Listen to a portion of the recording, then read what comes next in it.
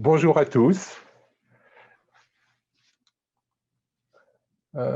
Et j'essaye d'avoir accès. Bonjour à tous et bienvenue à notre événement numérique de l'Afrique francophone consacré aux grandes avancées réalisées dans le domaine de la résilience et l'efficacité des entreprises. Je suis Serge Fendling avec IDC et je serai votre hôte aujourd'hui. Nous avons des délégués du Maroc, de l'Algérie, de la Tunisie, du Sénégal et de la Côte d'Ivoire. Au nom de notre sponsor Oracle, de Catalyst, de PwC et d'IDC, bienvenue à cet événement. Je vous invite à soumettre vos questions à tout moment dans la plateforme Zoom et à être interactif. Si vous aimez tweeter, utilisez le hashtag Oracle, donc dièse Oracle, et je vous en prie, posez le maximum de questions que vous pouvez en utilisant ce qui s'appelle Q&A si vous avez un Zoom en anglais, ou questions-réponses pour poser vos questions à tout moment. Donc, petit délai sur ma slide. Laissons voir.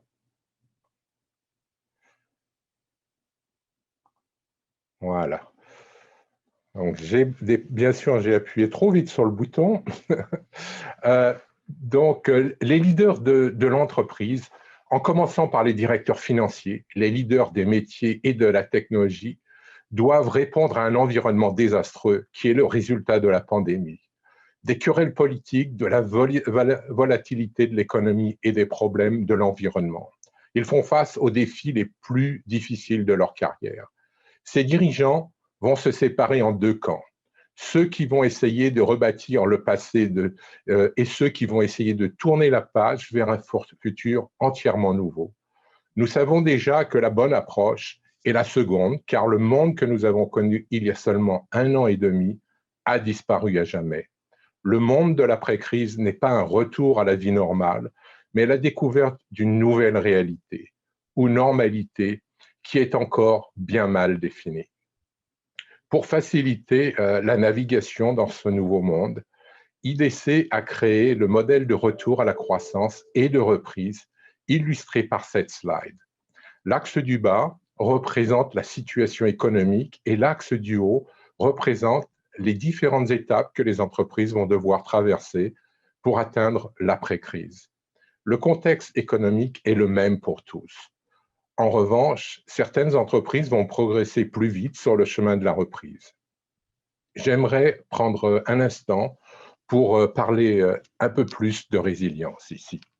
La résilience du business et la résilience digitale sont particulièrement importantes aujourd'hui. La résilience du business, c'est l'aptitude de l'entreprise à répondre rapidement à une perturbation dans les affaires et sa capacité à restaurer les opérations rapidement. La résilience digitale, c'est l'assurance de l'entreprise à répondre rapidement à une perturbation par l'utilisation de ses moyens technologiques, non seulement pour restaurer ses opérations rapidement, mais aussi pour tirer parti de ces technologies et réaliser un avantage compétitif. La résilience, c'est plus que la résistance ou la solidité ou la ténacité. La résilience implique l'aptitude à s'adapter ou même à profiter d'une situation difficile et d'en tirer un profit. Et comme dans la fable de La Fontaine, nous savons que pour résister à la tempête, il vaut mieux être le roseau que le chêne. Ce modèle n'est pas parfait, mais il est certainement un outil précieux pour naviguer la crise. Depuis le début de la pandémie, IDC a lancé une série de sondages mondiaux bi-hebdomadaires. Et ce diagramme représente le résultat du sondage à la mi-décembre. Ce que nous voyons, c'est que 46% des entreprises ont déjà atteint les phases de retour à la croissance et de reprise de leur business, alors que 38% des entreprises sont encore en train de se battre pour la survie de leur firme et sont encore dans les phases de continuité ou de réduction des coûts. Les résultats diffèrent selon les régions et par exemple, les États-Unis sont en retard, sont derrière les autres régions sur le chemin de la reprise. Les leaders des métiers et technologies ont pivoté tous très rapidement et placer la transformation digitale au centre de leur stratégie d'entreprise. C'était réellement une accélération pour cette transformation. Les obstacles traditionnels au changement ou au progrès ont été éliminés pendant la crise car il n'y avait pas de temps à perdre et donc personne ne voulait ralentir ce process. Voici quelques exemples de changements que nous avons entendus de nos clients. Nous avons besoin de mener une transformation digitale massive. À l'origine, nous avions 18 mois pour cet effort, mais maintenant, on nous demande de faire cela en 3 mois.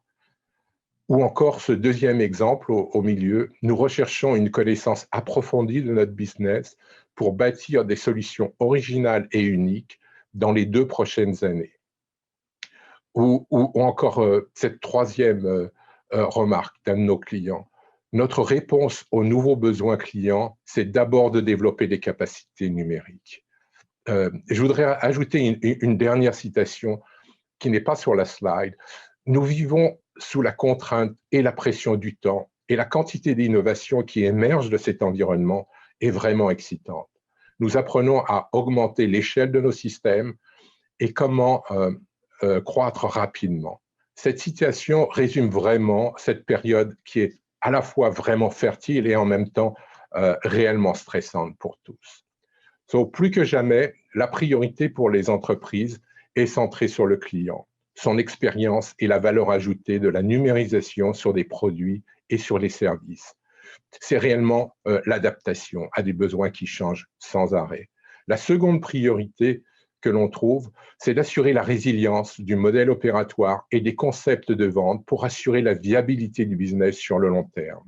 La troisième priorité que l'on voit, c'est l'innovation, en commençant par la création de nouveaux revenus grâce à de nouveaux modèles de business. La quatrième priorité, enfin, est l'accélération. Et l'accélération, ça s'adresse à tous les domaines de l'entreprise. Ces objectifs sont audacieux, mais dans le monde d'aujourd'hui, la transformation digitale pour les entreprises qui se sont donné les capacités nécessaires conduisent en moyenne à 14% d'amélioration des résultats financiers. Réellement impressionnant et réellement quelque chose qui donne l'attention à tous, spécialement les directeurs financiers. Les directeurs financiers et autres leaders financiers de l'entreprise doivent penser à leurs besoins sous différents angles. Premièrement, ils doivent penser aux priorités de l'entreprise, à savoir les profits, les revenus, l'innovation et l'efficacité. Ils doivent penser aux capacités à mettre en place ou à développer pour l'entreprise. Bien que acheter une technologie soit important, la technologie par elle-même n'est pas suffisante. La bonne question pour toutes c'est de savoir gérer les parties prenantes, l'optimisation des processus, l'utilisation des mesures. Tout ça est primordial pour obtenir de bons résultats. Et enfin, les leaders financiers doivent penser à l'approche pour réussir, tels que les standards, la priorité à la vitesse, l'automatisation et l'utilisation des données factuelles. Cette slide représente en fait un plan de travail que nous allons maintenant détailler. Nous sommes dans une période où tout le monde semble d'accord sur les priorités dans l'entreprise.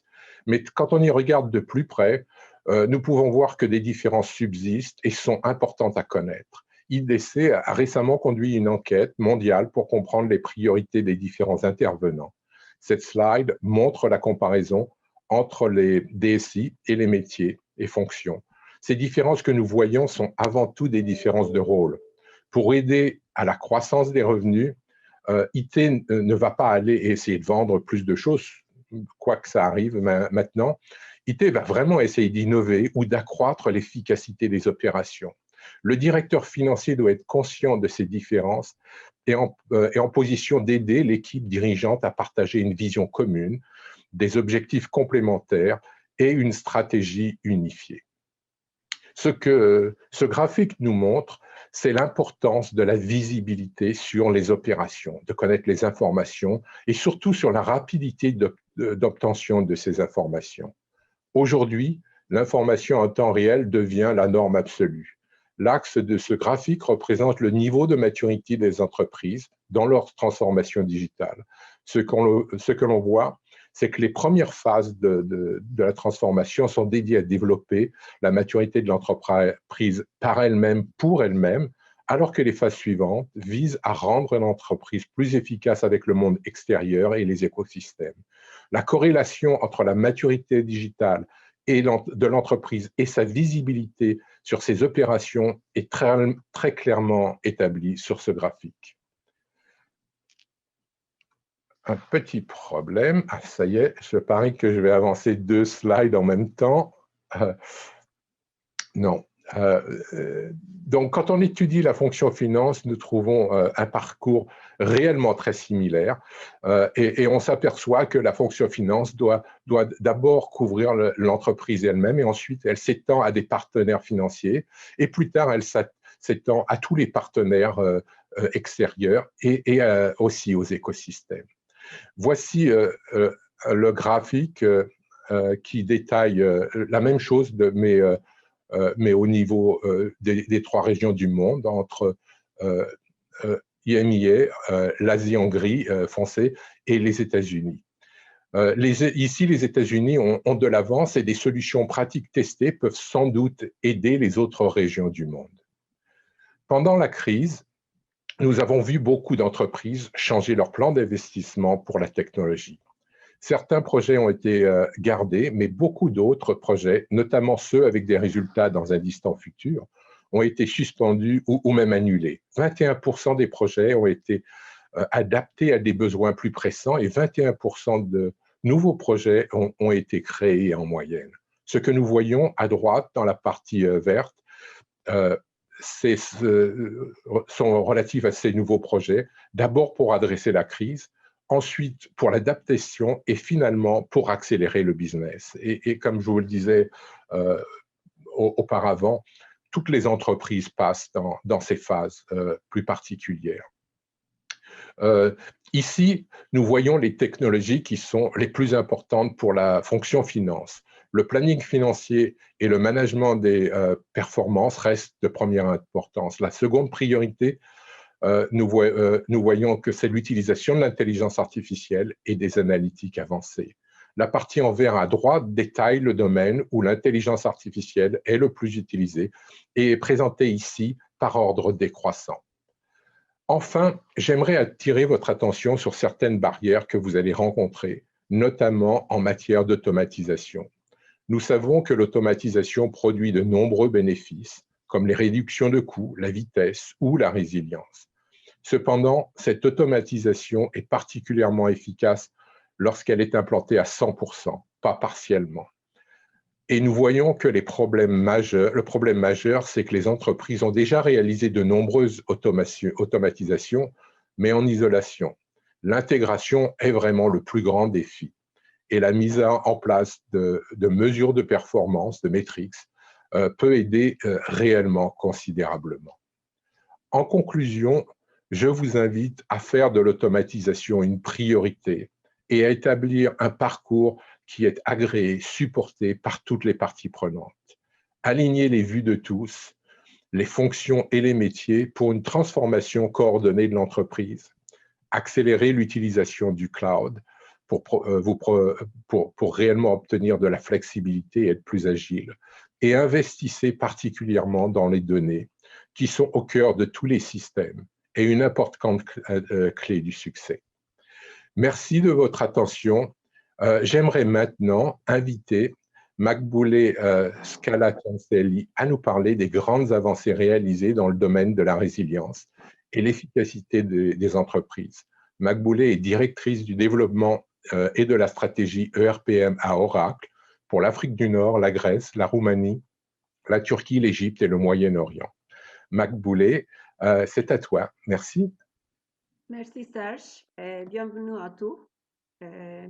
Aujourd'hui, on va parler pour les mouvements que la fonction de la finance doit faire après la pandémie pour assurer que toutes les opérations sont résilientes et efficaces dans le même temps. On va commencer bien sûr avec un safe harbor, mais ici, comme Serge vous a dit, après la pandémie, on ne va pas retourner dans monde normal. On va retourner à ce qui est le nouveau normal. Et Moi, j'aime dire que pour nous, maintenant, le nouveau est le normal. Ça va être notre vie quotidienne, notre normal. Parce que cet environnement économique qui a été créé par la pandémie, il a bouleversé tous les plans, toutes les attentes de toutes les industries. La plupart des organisations, ils ont dû évaluer tous les secteurs d'activité, tous les modes de fonctionnement et leur santé financière pour déterminer leur capacité à relever tous les défis actuels et puis pour passer dans une futur plus assurante. Mais pour la plupart des organisations, les changements sont nécessaires pour être résilients pendant cette période difficile. L'un des clés de la résilience est la capacité des organisations et des entreprises à être agiles et à réagir rapidement aux besoins pour changer la direction lorsqu'il est nécessaire et pour profiter de nouvelles opportunités. Des solutions et des processus flexibles et aussi l'information en temps réel, les insights en temps réel, ils sont fondamentaux. Et un autre facteur, c'est aussi l'adaptation de l'innovation sur tous les processus, pas seulement comme une fonctionnalité nice to have pour les entreprises. L'adoption de l'innovation, c'est maintenant une nécessité fondamentale pour être adapté à la nouvelle normale. Et tous les trois, ils font une entreprise intelligente du demain. Beaucoup d'analystes, désormais, ils ont défini des actions que les entreprises ils doivent apprendre après la pandémie. Et les directeurs financiers de nombreuses entreprises, ils ont déjà commencé à prendre des mesures pour se démarquer dans cette monde différent avec la concurrence en modifiant tous leurs modèles commerciaux, en utilisant des merger and acquisition, des fonctions, des fusions et des acquisitions. Et puis, ils ont un focus sur une clôture automatisée et aussi avoir un œil toujours sur le risque dans l'entreprise, donc avoir une solution intelligente ou une gestion intelligente de tous les risques. Pourquoi il faut qu'on embrasse le business model innovation, donc des nouveaux modèles d'opération? La première raison, c'est qu'il va vous permettre de créer et de développer des nouveaux flux de revenus récurrents dans cette nouvelle domaine de croissance. Il faut repenser, automatiser et optimiser votre entreprise pour créer la résilience et l'agilité. Et on a vu que les demandes des clients, ils ont changé. On a vu par exemple que chacun maintenant, c'est online. On ne fait pas du shopping dans les marchés. Tout le retail, ça a été transformé dans une opération 90% online avec la pandémie. Alors, si les demandes des clients, ils évoluent, votre value proposition, votre proposition de valeur, elle doit aussi également évaluer. Et Oracle ici, avec les solutions SaaS, Software as a Service, les solutions cloud de RP, elles vous permettent à toutes les entreprises qui cherchent de faire pivoter tous les modèles commerciaux, toutes les ressources et leurs talents pour profiter de cette nouvelle opportunité de croissance. On va voir un peu plus en détail quels sont des cas d'outils qu'on peut utiliser pour être actif avec des nouveaux modèles d'opération. On a vu que plusieurs entreprises, ils ont changé leur mode d'emploi, ils ont changé leur mode d'opération avec les assets logiciels. parce qu'ils ont commencé de déplacer toutes les dépenses CAPEX vers des dépenses opérationnelles en soutenant un passage des actifs physiques aux actifs numériques comme des modèles d'abonnement.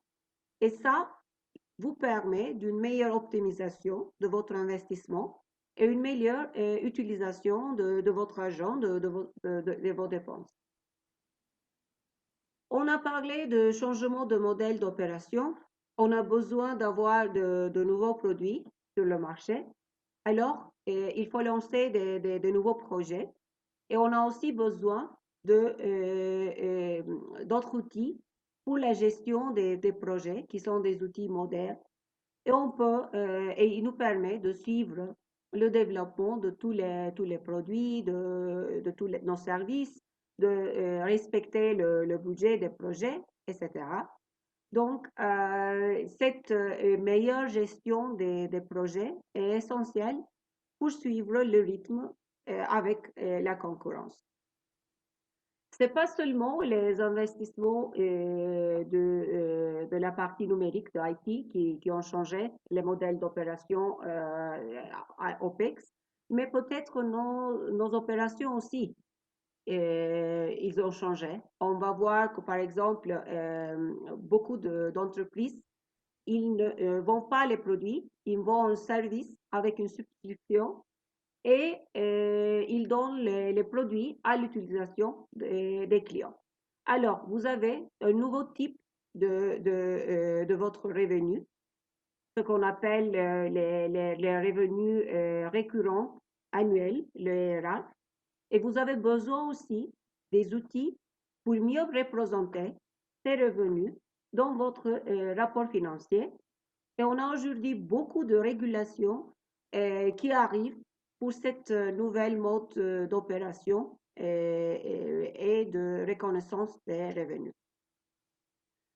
Le scénario modeling, donc, il est toujours important, mais avec la pandémie, on a vu que la première chose que tous les fonctions financières ont fait, ça a été de produire des scénarios.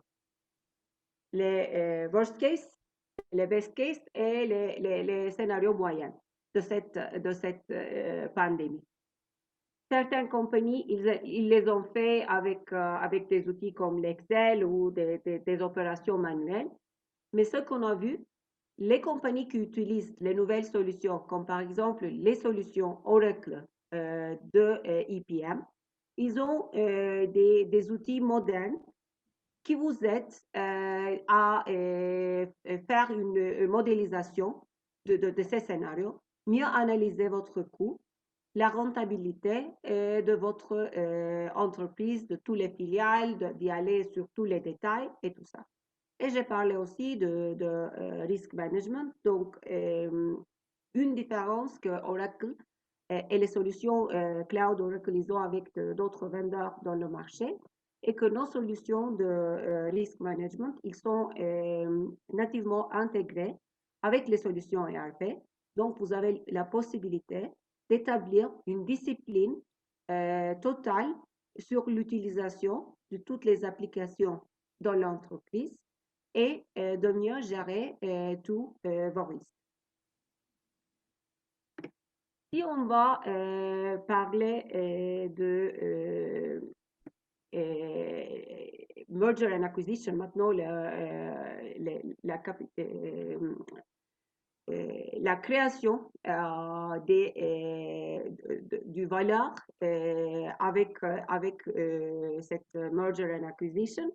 Alors, on a vu que peut-être notre revenue stream, elle a changé pendant le temps. On a vu que beaucoup de parts de notre organisation, ils ne sont pas rentables et on doit les changer. Alors, il faut créer une nouvelle valeur et avoir des synergies sur tous les coûts de l'entreprise.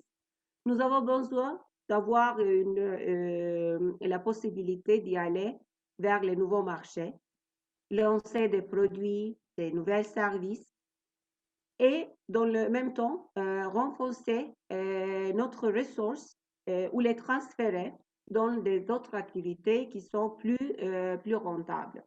Si on va voir encore un plus en détail, alors, vous avez besoin des outils pour vous aider à identifier quelles sont les meilleures cibles pour votre fusion, pour votre acquisition, quelles sont les possibilités de créer de nouvelles divisions, de faire d'autres modèles d'impact et d'intégrer des nouvelles entreprises, leurs systèmes, leurs employés dans votre organisation. Scénario modeling est encore une fois important ici parce que vous avez besoin de faire une évaluation des résultats pour tous les scénarios sur le merger and acquisition et il faut mieux planifier votre prochain mouvement.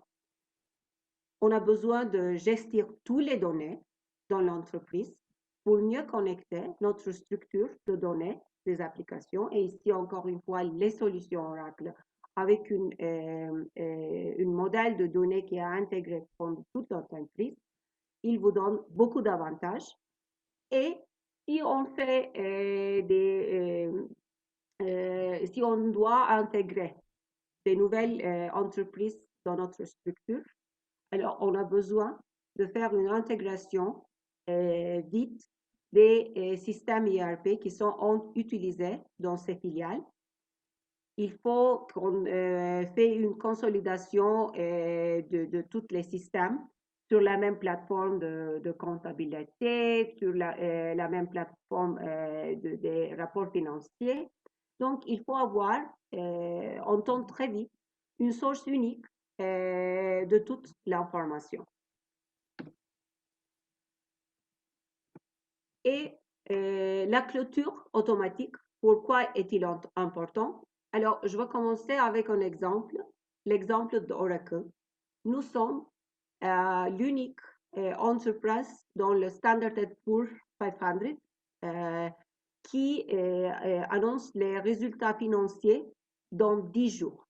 Donc, on parle d'une organisation qui opère dans plus de 140 pays dans tout le monde et on a la possibilité d'informer les investisseurs, nos partenaires, nos clients de nos résultats financiers dans 10 jours après la clôture d'une trimestre chez Oracle. Ça, c'est vraiment important. Donc, il n'est pas important seulement de savoir quelle est votre situation financière, il est important aussi de laisser le marché savoir votre situation financière. Alors, il est important d'avoir une clôture efficace et très vite en utilisant moins de temps à produire des rapports ou à faire le number crunching.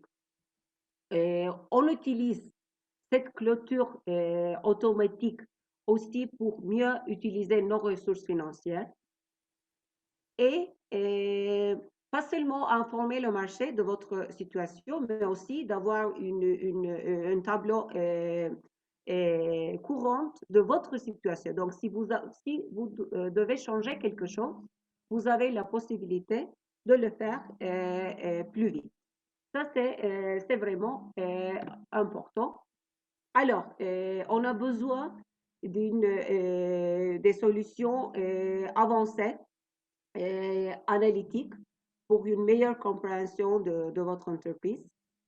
Et les technologies hébergeantes comme des machine learning, l'intelligence artificielle et tout ça, donc toute cette automation avancée, il va vous aider pour faire un rapprochement des comptes plus facile, de manière automatique, une consolidation plus facile. Et aussi des rapports qui ne sont pas seulement des rapports financiers, mais aujourd'hui, on a besoin des rapports narratifs. Donc, aujourd'hui, 80% des entreprises, ils ne sont pas évalués de leurs assets financiers, mais ils se sont évalués des assets qui viennent avec leur narratif dans le report. Donc, les intangible assets, ça c'est vraiment important. Et si on voit par exemple les entreprises de technologie, comme par exemple le Netflix, le Facebook, le Tesla, vous voyez clairement que la valeur du marché de ces compagnies, elle est plus grande que la valeur des assets qui sont dans les livres financiers de ces compagnies. Et l'utilisation des plateformes cloud ici est important parce que vous avez la possibilité de connecter toutes vos tâches financières dans une seule plateforme avec des capacités de créer des rapports et des détails chez vous. La culture intelligence à face à risque, ça c'est aussi important parce que il est important pour toutes les entreprises de gérer les risques, mais en utilisant la technologie, vous avez la chance d'effectuer des transactions sans contact, d'appliquer des contrôles qui sont automatisés et de créer une conformité avec votre règlement local de l'entreprise ou les règlements qui sont imposés par les États, les gouvernements. Cette culture qui a une culture de risque intelligente, il va vous aider de bien gérer les risques. Mais ici, vous avez la possibilité de prendre aussi des décisions qui sont passées par le filtre de cette risk management, donc des meilleures décisions aussi. Et une utilisation d'automation pour la surveillance de toute la sécurité de votre utilisateur, la surveillance des modifications qui sont faites dans les systèmes, sur les configurations. Elle est très importante pour suivre toutes les transactions financières. Et comme j'ai dit, vous pouvez le faire ça avec les solutions Oracle et sur le cloud, totalement intégré avec le système ERP. Alors, automatisation vous permet d'accélérer la conception de la sécurité lorsque vous implémentez votre solution ERP. Et vous avez la possibilité de faire une automation des rapports et de créer une conformité et une segregation of duty, une séparation de tous les tâches. La possibilité de surveiller tout ça et puis une numérisation de tout votre workflow, les audits, les rapports stocks et d'autres certifications. Et nous, chez Oracle, avec nos services, on a une base technologique, mais on est aussi un partenaire qui vous suit et qui vous aide pendant toute la relation que vous avez avec Oracle. Et nos partenaires aussi, ils vont parler avec des services que Oracle et l'écosystème des partenaires produit. Alors, nous adoptons un proche accès sur le client dans toutes nos organisations. Et vous n'avez seulement la capacité de commencer à l'adaptation de la cloud, mais vous avez la possibilité de suivre avec Oracle tout votre life cycle sur le cloud. Donc, quels sont les défis, quels sont les bénéfices que vous avez eus avec le cloud et quelle est notre prochaine solution ou quel est notre prochain move vers une digitalisation complète de l'entreprise. Je voudrais continuer avec deux exemples, deux quotes de nos directeurs de finances chez Oracle, des exécutifs de finances chez Oracle. Donc, quand on a lancé la clôture automatique chez Oracle, parce que nous aussi, nous utilisons les mêmes solutions, et ça a été la dernière année, exactement en mars de 2020, donc quand la pandémie et le clôture de tous les pays ont commencé. Et vous voyez ici que nous avons planifié de faire une clôture plus courte et plus effective. Mais ça qui a été vraiment incroyable, ça a été que le fait qu'on a fait tout ça en travaillant chez nous, dans un travail remote. Donc, c'est aussi facile de continuer vos projets, votre implémentation avec les solutions cloud. Et ici, notre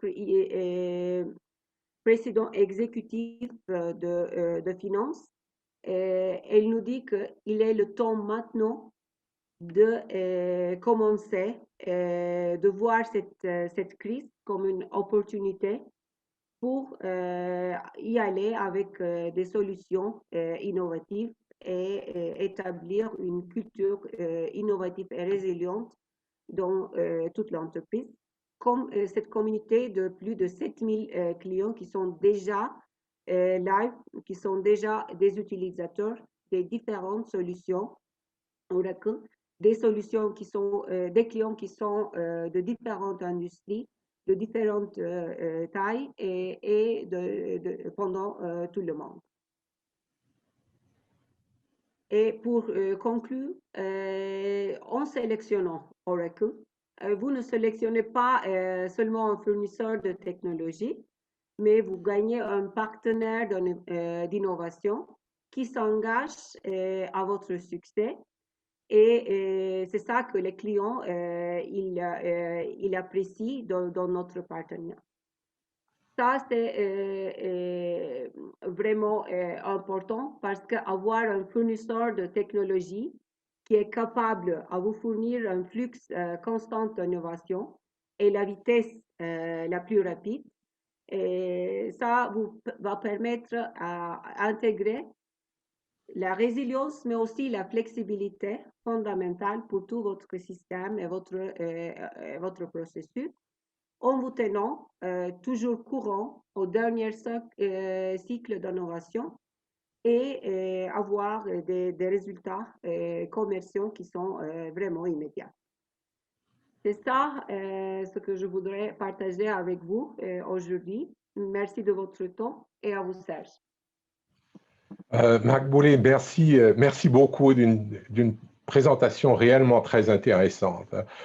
Beaucoup de ce qui était dans cette présentation résonne tellement avec ce que l'on voit autour. Certainement l'innovation, certainement les fusions et les acquisitions, et en particulier le rôle de la modélisation. Je crois que tous ces points sont importants. Et réellement, le temps, c'est aujourd'hui pour prendre des actions. Donc, maintenant, nous allons passer à notre discussion. Et je voudrais vous rappeler, avant de continuer, que vous pouvez toujours taper vos questions dans le Q&A, questions-réponses, au bas de l'écran. Allez-y, et nous les prendrons dès que nous pourrons. Donc, maintenant, j'aimerais inviter à notre discussion Jean-Baptiste Blanc et Yoska Kouakou. Bonjour Jean-Baptiste, bonjour Yoska. Jean-Baptiste est le vice-président exécutif pour l'Afrique et l'Europe à Catalyst Business Solutions. Et Yoska Kouakou est directeur technologie à PwC, PricewaterhouseCoopers. Merci d'être avec nous. J'aimerais poser d'abord une discussion, une question à Jean-Baptiste. Donc, Jean-Baptiste, et si on pouvait avoir la slide, les ERP ont la réputation d'être difficiles à maîtriser. De nombreuses entreprises hésitent à migrer ces ERP vers le cloud, de peur de rendre les choses encore plus compliquées. Pensez-vous que ces craintes sont fondées? Voyez-vous des avantages à migrer vers le cloud? Jean-Baptiste. Merci beaucoup, Serge. Bonjour Serge, bonjour à tous les participants, merci d'être présents. Alors écoutez, je vais commencer par vous montrer cette petite île là que vous voyez sur l'écran. Alors cette île, c'est la plus petite île de l'archipel des Féroé, située entre l'Islande et la Norvège. Et comme vous le voyez, elle est toute petite, elle paraît bien vulnérable, mais elle a ce petit nuage qui l'alimente et la protège et qui se reforme continuellement au-dessus d'elle. ce qui fait qu'il couvre toujours son sommet. Alors pour ceux que ça intéresse, ça s'appelle un nuage lenticulaire. Vous pourrez faire des recherches après la session. Et donc, comme cette petite île, depuis un an, nous sommes tous isolés, chez nous en télétravail, un peu comme aujourd'hui, souvent coupés de liens physiques avec nos fournisseurs, clients et partenaires. Mais nous avons la chance d'avoir le cloud pour continuer à travailler, pour nous raccorder au monde et pour accéder aux dernières innovations. Alors, je vais commencer par là, hein, puisqu'on parle d'Oracle Fusion dans cette session. Je vais vous citer quelques innovations très intéressantes dans Oracle Fusion et plus particulièrement dans les modules de Supply Chain Management et de gestion de production. Alors, très rapidement, on a, en termes de reporting, beaucoup d'avancées. Les utilisateurs maintenant peuvent créer leurs propres états, pas seulement dans la finance, mais aussi dans tous les modules, dans tous les modules transactionnels. On a une interface utilisateur qui est extrêmement conviviale et simplifiée. On a une intégration avec Excel qui est nettement améliorée également et qui vous permet notamment de faire des copies de paramétrage ou d'extraire des données, ou même mieux d'avoir accès à des modèles de fichiers pour faciliter votre reprise des données ou la saisie de transactions. On a une gestion des coûts qui est nettement améliorée également, puisqu'on a maintenant une organisation des coûts de production, et donc vous pouvez gérer et calculer vos coûts pour vos produits intermédiaires, vos produits finis, à tous les niveaux de l'entreprise, pas seulement au niveau d'une organisation logistique. Vous pouvez mêler production en mode discret et mode process dans la même organisation.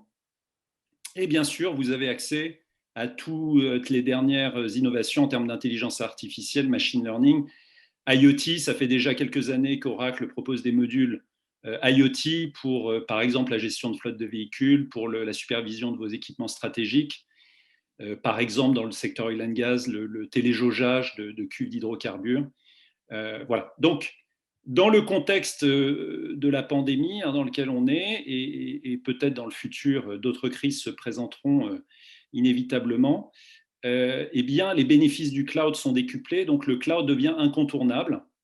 Alors, on dit souvent « anytime, anywhere, from any device ». C'est vrai, les données sont accessibles pratiquement tout le temps. Si je ne me trompe, le SLA que propose Oracle, c'est 99,995%, c'est-à-dire au maximum 30 minutes d'indisponibilité par an, ce qui est très faible. Et vous y avez accès partout et de n'importe quel terminal. Ça, c'est important parce qu'on se connecte de plus en plus à travers des smartphones ou des tablettes.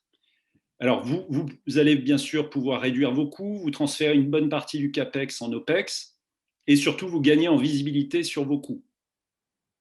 Vous implémentez aussi beaucoup plus rapidement, puisqu'on n'a plus besoin d'attendre la livraison des serveurs ou l'installation de l'application sur les serveurs pour démarrer un projet. Dès que vous signez un contrat avec le prestataire, vous pouvez démarrer votre projet et avoir accès à une compétence globale et non plus seulement une compétence locale. Et bien entendu, vous n'êtes pas obligé de tout faire en même temps. Vous pouvez lancer des projets pour un module, pour un processus, la gestion du recrutement, le CRM, etc. Vous gagnez en agilité parce que vous prenez moins de risques, donc vous pouvez lancer vos projets ou les arrêter beaucoup plus rapidement et avec un impact moindre. Vous améliorez grandement votre image de marque et donc vous pouvez retenir vos employés et attirer les meilleurs candidats, ce qui est important, en gardant à l'esprit que ceux-ci ont les mêmes attentes d'accès aux nouvelles technologies et de mobilité au travail que dans la sphère privée. Vous adressez le besoin de dématérialisation des flux qui est imposé petit à petit par les États. Vous adressez aussi le besoin de préservation de l'environnement et en ayant pour objectif final, bien entendu, d'avoir une empreinte carbone nette égale à 0, si possible. Et finalement, je garde peut-être le plus important pour la fin, vous assurez la sécurité de vos données, et notamment contre la cybercriminalité. Et c'est peut-être le plus important. Pourquoi ? Parce que sans cette protection, eh bien, vous risquez d'anéantir tous vos efforts de transformation que vous faites par ailleurs. Vous avez suivi l'actualité ces derniers mois, on a parlé de SolarWinds aux États-Unis. J'ai vu qu'il y avait un certain nombre d'hôpitaux qui s'étaient retrouvés complètement bloqués, qui avaient dû recourir au papier parce que leur système d'information était totalement inopérant, c'est extrêmement grave. Donc, il faut pouvoir adresser ce sujet-là. Autre épisode, le week-end dernier, l'un de nos clients nous a appelé à Dubaï en nous faisant part d'une attaque du malware China Chopper et il nous a demandé en urgence de faire un audit de cybersécurité. Donc, tout ça pour dire que c'est très compliqué de vous protéger vous-même et surtout d'assumer les coûts considérables de mise en œuvre de l'infrastructure nécessaire pour vous protéger. C'est le regretté Mark Hurd, coprésident d'Oracle, que j'avais écouté lors de sa keynote à Oracle Open World en 2018 et qui avait posé la question à l'auditoire. À votre avis, qui peut le mieux vous protéger contre la cybercriminalité, vous ou Oracle? Voilà, je vous laisse réfléchir à la réponse. Et pour finir, je reviens à ma petite île et je vous demande de vous imaginer sur les flancs verts de cette petite île. Vous voyez que pour aller vers le sommet de l'île, eh bien, il faut pénétrer le nuage. Et donc, on vous recommande également de le faire dans la vie réelle et d'aller vers le cloud. Et nous sommes là pour vous accompagner, pour vous hisser au sommet avec le cloud et les applications cloud d'Oracle. Merci Serge. Merci Jean-Baptiste. Réellement, c'est vrai que les systèmes d'entreprise sont compliqués, toujours plus compliqués, mais en fait, le cloud peut simplifier la tâche à beaucoup et peut aider spécialement où ils n'ont pas de compétences. Donc, un très bon point. Merci de cette réponse à ma question. Maintenant, j'aimerais poser une question à Yoska. Yoska, PwC a aidé beaucoup d'entreprises dans leur implantation de systèmes de planification des ressources de l'entreprise dans le cloud. Quels sont les défis, les challenges les plus fréquents et comment réussir dans cette période particulièrement difficile? Merci Serge pour toutes ces interventions qui sont passées, qui sont très, très intéressantes. J'ai envie de commencer par répondre à la question de Jean-Baptiste. En disant que je préfère laisser Oracle gérer ma sécurité. En tant qu'entreprise, mon métier, c'est de faire autre chose. Ouais. Ils savent mieux le faire. Alors, pour revenir à la question de Serge, avec les présentations qui sont passées, on a vu qu'il faut aller vite. On est dans un monde où le déploiement des systèmes, ce n'est plus 18 mois, mais c'est souvent moins de 3 mois, il faut aller vite. Et déployer une solution cloud, Oracle, ça a des challenges. Alors, les challenges dont je vais vous parler, qui sont vraiment pour nous des facteurs de clés de succès pour une implémentation, sont les 6 qui sont présentés sur la slide devant vous. On va commencer par la gouvernance et le planning. Alors, 3 points clés. Il est important dans un tel projet de cloud ERP, qui est, j'allais dire, une solution de transformation de l'entreprise, d'avoir un sponsor des instances de l'entreprise. Les plus grandes instances de l'entreprise doivent marquer leur sponsor. L'autre élément qu'il faut ajouter, c'est l'implication des métiers. D'accord? Quand on déploie une solution ERP, ce n'est pas pour l'IT, c'est pour les finances, c'est pour la comptabilité, c'est pour l'administration. Donc, les premières personnes, les premiers employés qui doivent être impliqués, c'est bien la fonction finance de l'entreprise. Un autre élément, c'est la gouvernance. Sur les projets, il arrive très régulièrement qu'il faut prendre des décisions, qu'il faut faire des changements de direction. Et un projet où il n'y a pas de structure de gouvernance, des comités de pilotage, des comités de projet pourrait mal se passer. Et donc, c'est important de mettre ces structures en place. Et dans la composition de ces structures, on doit bien entendu avoir, j'allais dire, des sponsors du métier, l'implication, les personnels du métier de la finance, mais aussi l'IT, les intégrateurs et les assistants maîtrise d'ouvrage. Donc, très important à ce niveau-là. Le deuxième point, c'est le changement, l'adoption. C'est important de pouvoir bien gérer l'impact et les changements sur le business. Alors, quand vous passez dans le cloud, le changement est important. Et donc, il faut pouvoir gérer ce changement-là. Et cela passe par, j'allais dire, une implication, je l'ai dit tantôt, mais encore plus forte des métiers.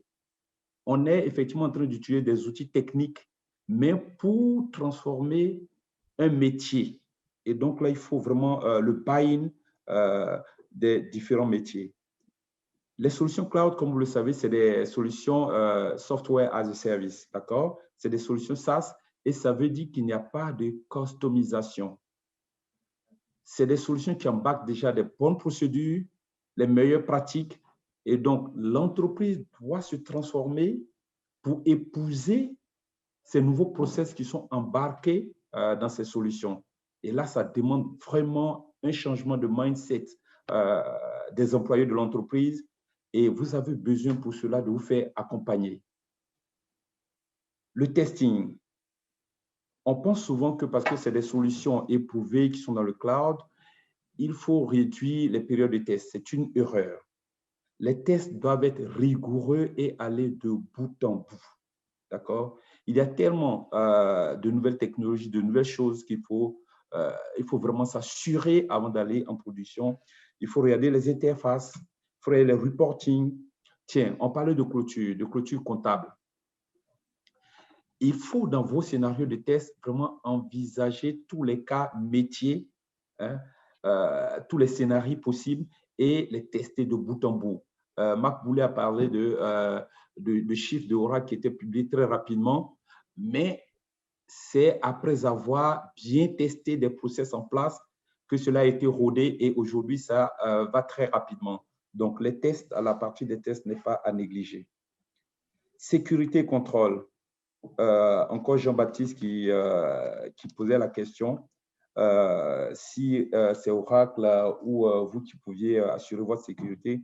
Alors, ces solutions ont cet avantage qui parle de transformation digitale, parle de cybersécurité, d'accord? Donc, qui est embarqué de manière native. Donc, le passage au cloud est une occasion pour prendre le pli des technologies au niveau de la sécurité. Si on n'a pas dans notre entreprise en place des contrôles au niveau sécuritaire, mais c'est le moment de designer les profils des utilisateurs sur la base du need to have en fonction des métiers de chacun. Et cela va participer à la sécurisation de la solution et de l'entreprise.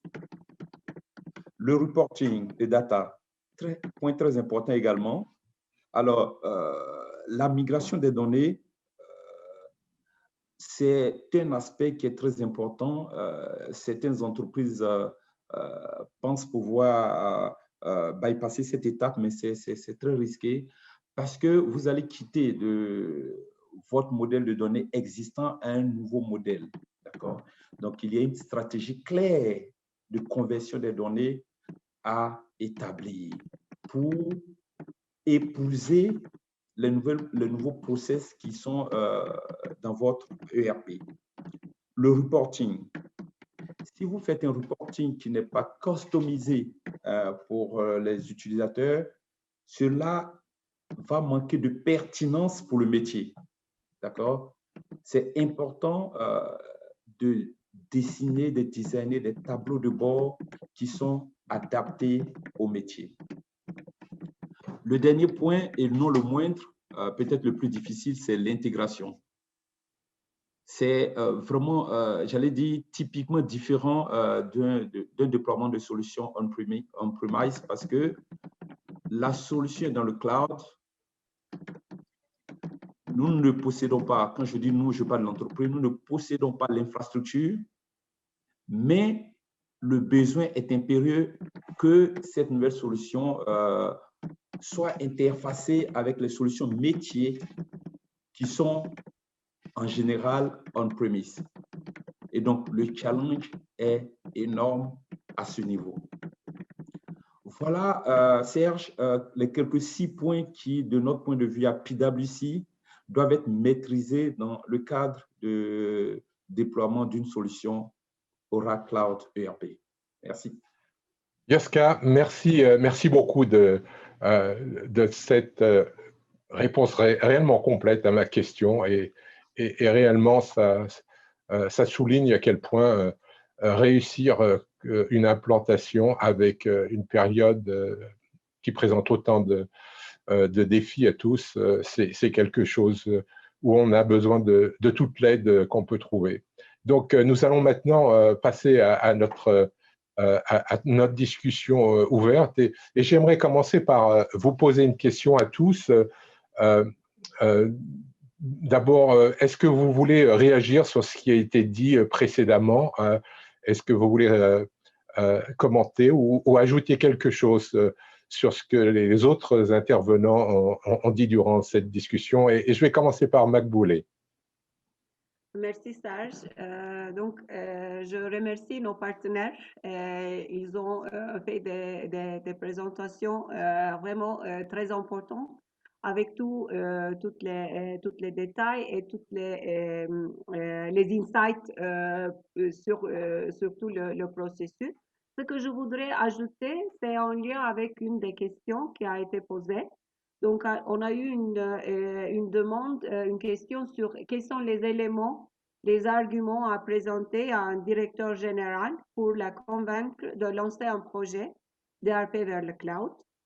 Donc, il y a beaucoup d'arguments, mais si je voudrais donner une réponse concise, donc la première, c'est que vous avez une meilleure retour sur votre investissement, sur le ROI du cloud. Il est toujours meilleur que l'investissement ou le ROI d'une solution on-premise.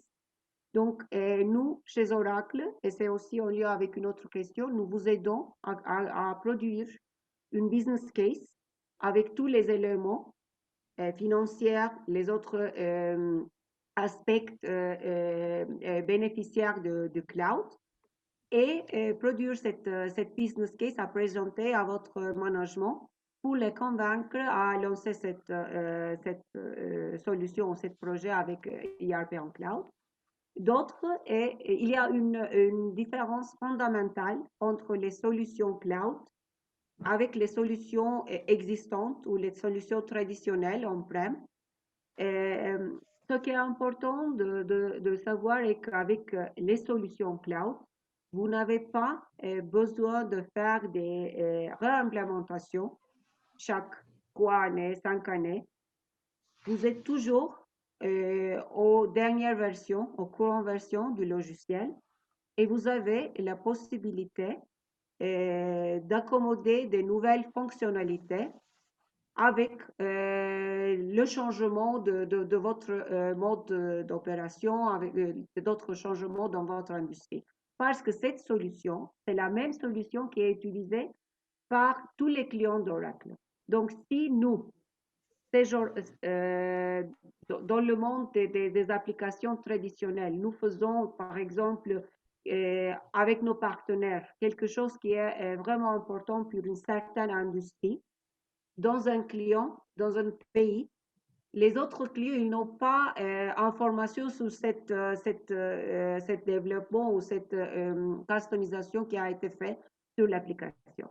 Mais ici, dans le cloud, vous avez la possibilité de communiquer avec notre équipe de Product Development, avec aussi d'autres clients dans une plateforme qu'on appelle Customer Connect. Et c'est très important, vous avez la possibilité de présenter tout votre besoin et nous avons la chance de vous écouter mieux, de vous écouter toutes les exigences des différentes industries et du première phase, directement des clients. Ça, c'est aussi important et ça change votre vie dans le cloud. Très bien. Merci Makboulé. Yoska, est-ce que tu veux rajouter quelque chose sur ce qui a été dit ici? Oui, Serge. Alors, les présentations étaient très intéressantes. Je vais commencer déjà par la tienne. j'ai retenu beaucoup de choses intéressantes ont été dites, comme je le dis, mais j'ai retenu un point, que le cloud est vraiment la technologie à épouser. Ce n'est plus une option.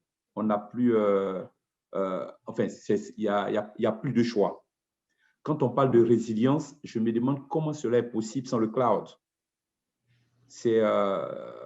Il faut y aller pour être résilient déjà et pour tirer profit de la data. Hein, de la data. Dans la présentation de Marc Boulet, elle a parlé de l'après-Covid. Il va falloir créer de nouveaux services, de nouveaux business models. Mais cela, vous ne pourrez pas le faire si vous êtes dans l'ancienne configuration.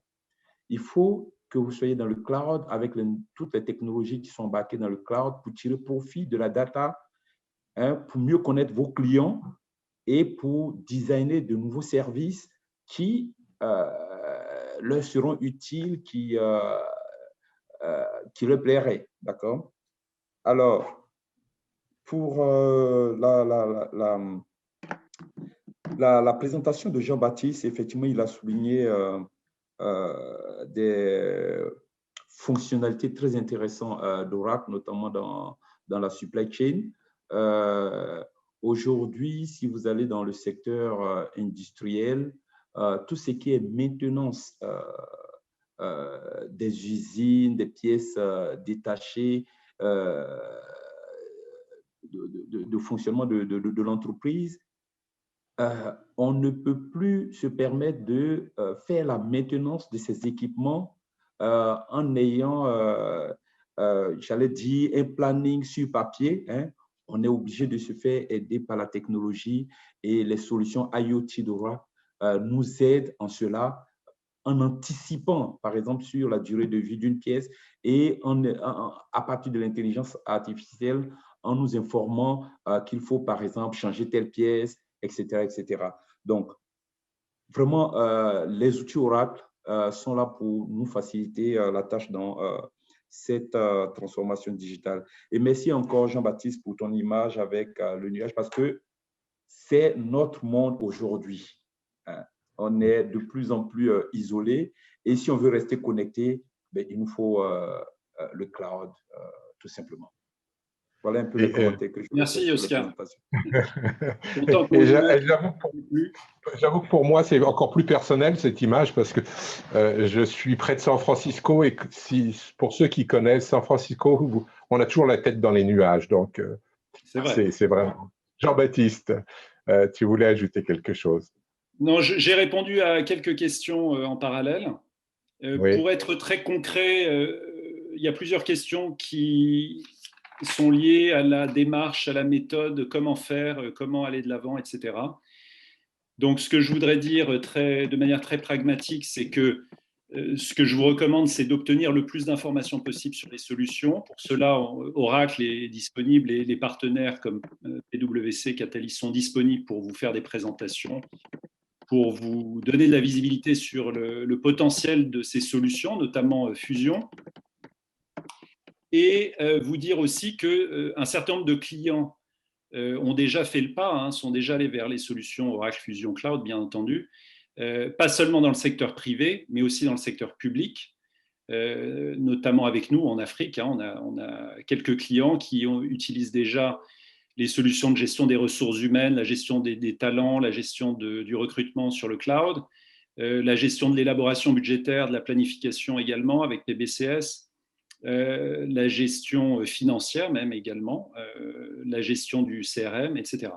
Donc, il y a des clients qui commencent par un petit projet qui couvre un processus. Il y a d'autres clients qui sont plus confiants et qui mettent en place l'ensemble de l'ERP sur le cloud. C'est le cas de l'un de nos clients qui est dans le domaine de la production d'engrais et d'ammoniac, qui lui est directement passé sur le cloud pour l'ensemble de la finance, des achats, des stocks, de la maintenance, et qui va aller aussi vers la gestion de production. Donc, toutes les approches sont possibles, ça dépend de votre contexte et de vos besoins et de vos priorités. On est là pour vous aider. Oui. J'aimerais rajouter sur cette question, sur les développements, j'aimerais amalgamer en fait plusieurs questions qui ont été posées autour de l'aide qui est possible de tous ici, autour de cette discussion.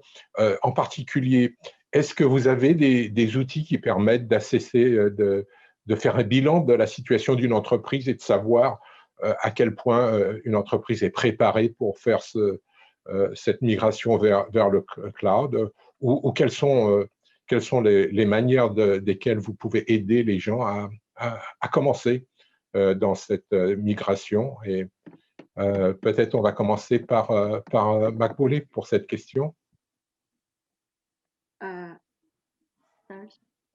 Oui. Est-ce que tu peux répéter? Moi, j'ai un problème avec la Oui. connexion. Pardon. Je vais répéter, mais oui. La question, c'est, on a eu plusieurs questions autour de, pour une entreprise qui veut faire cette migration vers le cloud Oracle, est-ce qu'il y a un moyen de faire un bilan d'abord de l'entreprise, de savoir où elle en est, quels sont les gaps, quels sont les points à étudier pour avoir un plan de migration qui soit adapté. Et la question, c'est comment pouvez-vous aider une entreprise à faire ce genre de bilan? Oui, bien sûr, merci pour la question. Vous pouvez m'entendre, hein? On n'a pas de Oui, problème très bien. maintenant. Merci. Alors, pour les clients, surtout pour les clients qui sont des clients existants des applications Oracle, Oracle a une initiative ou un programme qui est très structuré et qui s'appelle le programme Soul vers le cloud. Donc, c'est une transformation des clients existants vers le cloud. On a des outils qui sont créés par nos partenaires ou qui sont créés par notre équipe, nos équipes aussi. Et on fait une évaluation de la situation existante du client. Donc, quels sont les modules qui sont utilisés, quelles sont les customisations qui sont faites pendant le temps. Et on donne un rapport, on publie un rapport pour le client qui leur montre quelle est la solution existante, quelles fonctionnalités qui sont déjà faites avec une customisation sont désormais des fonctionnalités standards dans le cloud. Et quels sont les gaps où on a la possibilité de faire une autre extension de cette solution avec notre plateforme PaaS. Pour les clients qui ne sont pas Oracle, mais ils veulent aussi explorer la possibilité d'y aller avec Oracle, on fait la même chose. Donc, on fait des analyses sur le système existant, sur le processus. Et la différence aussi dans le cloud, je voudrais ajouter qu'avec le cloud, on a ce qu'on appelle des modern best practices. Donc, dans les solutions Oracle, vous avez une préconfiguration de certains processus, comme par exemple le procure to pay et d'autres processus.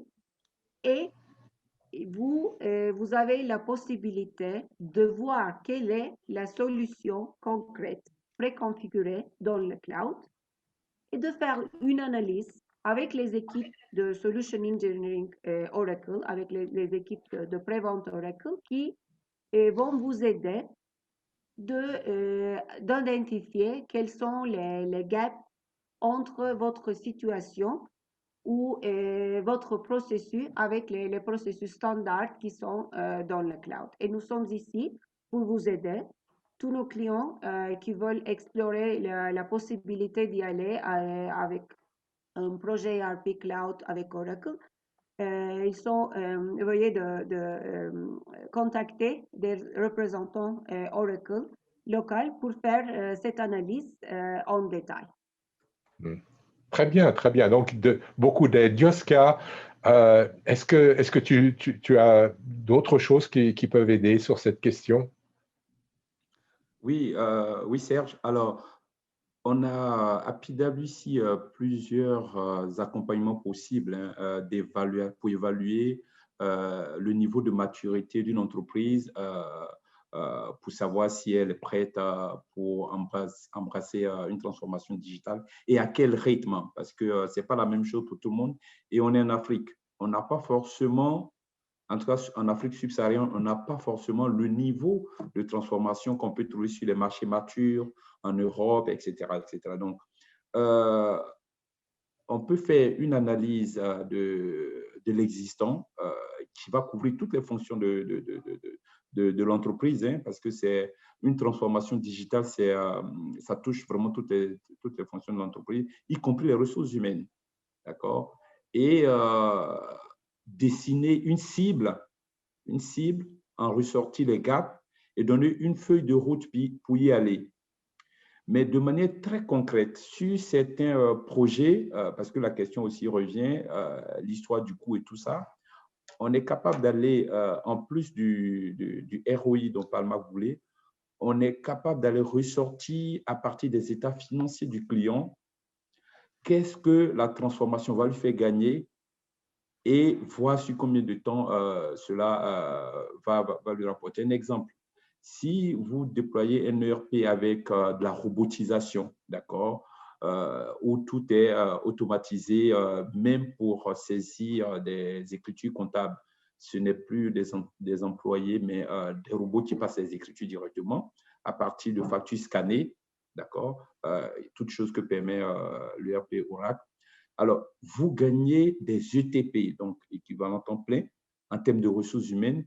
Donc, c'est autant de main-d'œuvre que vous pouvez convertir pour d'autres activités à plus grande valeur ajoutée. Et ça, c'est des choses qu'on sait chiffrer et c'est des choses qui parlent à un DG et qui peuvent aider à faciliter la prise de décision. Merci. Oui. Jean-Baptiste, même question. Pardon, peux-tu répéter la question? La question, c'est comment commencer la migration vers le cloud? Est-ce qu'il y a des moyens de faire une évaluation, un bilan de là où une entreprise est? Comme le disait Yoska, effectivement, nous, en tant que partenaire Oracle, on peut aider les organisations à préparer cette migration. Soit ça se fait étape par étape, soit ça se fait d'un seul coup. Ça dépend des clients, ça dépend des organisations. Mais on a l'habitude de faire des états des lieux ou des audits, on appelle ça comme on veut, pour faire le diagnostic de ce qui existe et définir une feuille de route avec le client, généralement sur plusieurs années, 2 ou 3 ans, pour définir les projets prioritaires et puis donc bien sélectionner les projets qu'on souhaite mettre en œuvre, écarter ceux qui ne sont pas assez rentables, par exemple. Et donc sortir de cette mission d'audit ou d'état des lieux qui dure généralement entre 3 semaines et 2 mois, je dirais, avec une feuille de route opérationnelle. Hein, ce n'est pas seulement au niveau macro, c'est des projets avec une approche de mise en œuvre, avec un budget, avec une équipe projet, avec un planning. Et donc sortir de là avec un vrai plan d'action. Et généralement, d'ailleurs, les clients sont assez satisfaits et donc vont de l'avant avec nous pour la suite du projet. Donc, je rejoins ce que disait Yoska sur ce sujet. Très bien, très bien. Merci, merci beaucoup. Si je pouvais ajouter quelque chose ici, avec bien sûr.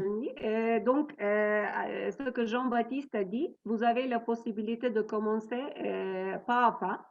Et c'est aussi une des capacités d'une cloud unifiée qui a été présentée par Oracle. Donc, on a la même solution. Vous commencez avec un module ou avec un processus et vous avez la possibilité d'ajouter d'autres modules et d'autres processus dans le futur. Après que vous réalisez le profit avec la première installation. Oui, nous arrivons à la fin de notre temps, mais j'aimerais vous poser une question à tous ici parce que c'est vraiment un thème qui est revenu plusieurs fois dans les questions qu'on posait et j'aimerais qu'en même temps, très rapidement, vous répondiez à ces questions et vous nous donniez un mot de la fin pour cette session. Et ma question, c'est une période vraiment très difficile et pour beaucoup d'entreprises, la vie est dure et c'est difficile déjà de trouver l'argent pour survivre. Alors, comment trouver l'argent pour faire cette transformation et cette migration pour le cloud? Est-ce que réellement c'est raisonnable ou est-ce que ça peut aider dans une situation déjà difficile? Et je vais commencer par Jean-Baptiste ici. Jean-Baptiste, le problème d'avoir les moyens de cette migration. Merci pour cette question difficile pour terminer. Non, en fait, il faut évaluer le retour sur investissement des projets, évaluer les besoins prioritaires. Comme le disait Mac Boulet tout à l'heure, en répondant à une question, ça peut coûter plus cher de ne rien faire que d'aller vers le cloud. Donc, même si on est dans une situation difficile, les crises sont toujours également des situations dans lesquelles on a des opportunités. Et c'est souvent dans ce type de situation qu'on peut prendre une longueur d'avance sur ses concurrents. Mais pas en ne faisant rien, en agissant et en changeant la manière dont on travaille. C'est ce qu'on a fait concrètement. Je redonne un exemple. Par exemple, l'année dernière, quand on s'est retrouvé dans la situation dans laquelle on était, on avait un client qui devait former 300 utilisateurs finaux dans le cadre d'un gros projet. Toutes les formations étaient prévues sur site. Du jour au lendemain, on a dû changer d'approche et organiser toutes ces sessions sur Zoom en parallèle. Donc, on avait 11 sessions Zoom en parallèle. Vous imaginez, c'est quelque chose que ce client n'aurait jamais accepté en temps normal, surtout que c'est dans le secteur public. Eh bien, il a été obligé de le faire et ça s'est extrêmement bien passé. Donc, les mentalités, maintenant, ont changé. C'est ça l'avantage. C'est qu'avant, c'était impossible de faire ce genre de choses. Aujourd'hui, on peut le faire parce que les clients ont compris que ça pouvait très bien fonctionner. Voilà. On peut se passer du lien physique, même si c'est bien sûr l'idéal. Merci. Merci Jean-Baptiste. Yoska, même question. Est-ce qu'on peut s'offrir cette migration vers le cloud? Alors, c'est une question effectivement difficile, mais j'ai peur qu'on n'ait pas le choix. J'ai peur qu'on n'ait pas le choix parce que la tendance, effectivement, quand on sort d'une crise, ça peut être de couper un peu dans les coûts, faire des réductions budgétaires, mais ça n'a pas toujours été ça la solution. On a vu après la crise financière en 2007, la tendance était effectivement de réduire les coûts, mais cela s'est soldé avec des résultats mitigés. Il faut très bien regarder la balance entre coûts et productivité. Et aujourd'hui, il faut y aller dans le cloud pour faire la transformation digitale parce que sinon, on n'existe plus après. Donc, il faut trouver le moyen. C'est vraiment, pour moi, une période importante pour le faire. Après ça, on rentre dans un nouveau monde, un nouveau normal. Et si on n'est pas transformé, on ne peut pas exister dans ce nouveau monde. Merci. Très bien. Mac Boulet. Merci encore une fois. Donc, je n'ai pas beaucoup à ajouter à Jean-Baptiste et Yoska, mais c'est un autre aspect qu'on a peut-être oublié d'y parler, c'est qu'avec le cloud, vous n'avez pas besoin de faire des investissements sur les équipements et sur la gestion des réseaux et tout ça. Donc, c'est un investissement qui est fait par Oracle. On a eu aussi des questions sur la sécurité du cloud.